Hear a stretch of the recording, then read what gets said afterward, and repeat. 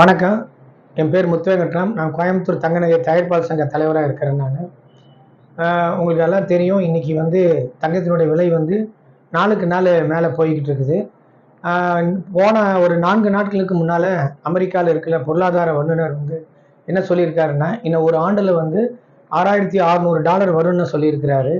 இன்னைக்கு வந்து $3,850 போய்க்கிட்டு இருக்கு. $84 $3,884 வெள்ளிக்கிழமை நைட்டு க்ளோஸ் ஆகிருக்குது. அவர் இன்னும் ஒரு ஆண்டு காலத்தில் $6,600 போகும்னு சொன்னார் அப்படின்னா, சுமார் வந்து ஒரு பவுன் வந்து $1,80,000 வர்றதுக்கு வாய்ப்பு இருக்குது. இன்றைக்கி வந்து சுமார் வந்து ஒரு பவுன் வந்து ஜிஎஸ்டியோடு நீங்கள் கணக்கு பண்ணீங்கன்னா $90,180 வருது. ஆனால் நாளுக்கு நாள் மேலே போயிட்டு இருக்குது. காரணம் என்ன அப்படின்னா, நம்ம இந்தியா உலகத்தில் இருக்கிற அனைத்து நாடுகளினுடைய மத்திய வங்கிகள் எல்லாமே வந்து அவங்களுடைய டாலர் கையிருப்பை குறைச்சிக்கிட்டு தங்கத்தை வந்து அவங்க முதலீடு செய்கிறாங்க.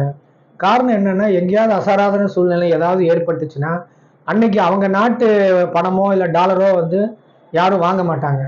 அன்னைக்கு வந்து தங்கம் தான் வந்து நம்ம வந்து வர்த்தகத்துக்கு பயன்படுத்த முடியும்.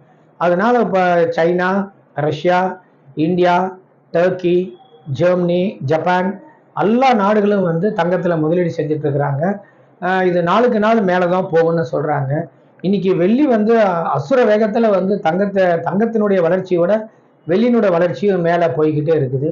அதனால இந்த ஊடகத்தின் வாயிலாக நம்ம நுகர்வோர்கள் யார் இருந்தாலும் சரி, அவங்க வந்து கஷ்டப்பட்டு சேமிக்க அவங்களுடைய சேமிப்பில் ஒரு பகுதியை வந்து தங்கத்தில் வந்து முதலீடு செய்கிறது தான் உன்னதமாகும். அது மட்டும் இல்லாமல் இன்னைக்கு அரசு வந்து 9 கேரட் தங்க நகைகளை வந்து அறிமுகப்படுத்துகிறேன்னு சொல்லியிருக்கிறாங்க. அது ஜனவரி 1 2026 அறிமுகப்படுத்துகிறாங்க. ஒரு மாதத்துக்கு முன்னால் புது டெல்லியில் வந்து மானக் பவனில் இதை பற்றி ஒரு விவாதம் நடந்தது. அந்த கூட்டத்தில் நாங்கள் எங்கள் தங்க நகை தயாரிப்பாளர் சங்க சார்பில் நாங்கள் வந்து எங்களுடைய கோரிக்கையை வச்சுருக்கிறோம். இந்த ஜனவரிங்கிறத வந்து இது ஜூன் மாதமோ ஜூலை மாதமோ இதை வந்து அமுல்படுத்துங்க. ஏன்னா அதுக்குள்ளே 9 கேரட் தங்கங்கிறது வந்து 37.5% தான் அதில் தங்கமே இருக்கும். இப்போ நீங்கள் 100 கிராம் ஒரு பொருள் வாங்குறீங்க அப்படின்னா அதில் சொக்கத்தங்கம் வந்து 37 கிராம் 500 மில்லி தான் இருக்கும். அப்போ அதில் மிகுதியாக இருக்கிறது வந்து செம்பு, வெள்ளி, துத்தநாகம் இதெல்லாம் வந்து நம்ம அந்த வேலைக்கு ஏதுவாக இருக்கிறதுக்காக சில உலோகங்களை வந்து நம்ம கலப்போம். அப்போ இது மாதிரி செய்யும் பொழுது நாளடைவில் இப்போ ஒரு தோடு தொங்கல் செய்கிறோம், இல்லை ஒரு நெக்லஸ் செய்கிறோம், ஒரு செயின் செய்கிறோம். அதை டெய்லி அன்றாடம் அவங்க பயன்படுத்துவாங்க. தண்ணி படும், சுடு தண்ணி படும், எல்லாமே படும். நாளடைவில் ஒரு 6 மாதம் கழிச்சு அந்த தங்கம் வந்து என்ன வகையான கலர் மாறுதுன்னு பார்க்கணும். தங்கத்தினுடைய கலரே இருந்துச்சு அப்படின்னா நமக்கு எந்த விதமான ஒரு பிரச்சனையும் இருக்காது. ஆனால் அது வேற ஏதாவது கலர், ஒரு பச்சையாவோ இல்லை கருப்பாவோ மாறுச்சு அப்படின்னா கண்டிப்பாக நுகர்வோர்கள் வந்து திருப்பி கொடுத்துருவாங்க.